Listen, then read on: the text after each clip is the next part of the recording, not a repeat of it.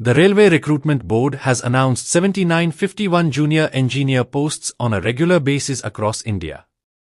The vacancies include 13 positions for chemical supervisor and metallurgical supervisor and 7934 positions for junior engineer, depot material superintendent, and chemical and metallurgical assistant.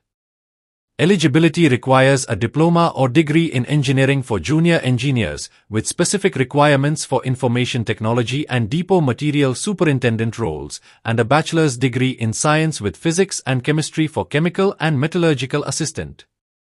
Candidates should be aged between 18 to 36 years as of 29 August 2024, with relaxations for specified categories.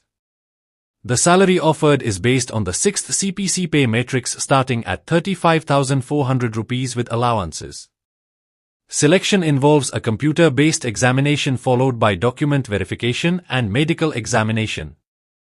Application fees are 500 rupees for general and OBC candidates and refundable by 400 rupees and 250 rupees for SC and CENT and female and ex-servicemen, minorities, economically backward class. Interested candidates can apply online website www.rubachennai.gov.in from 30th July 2024 to 29th August 2024.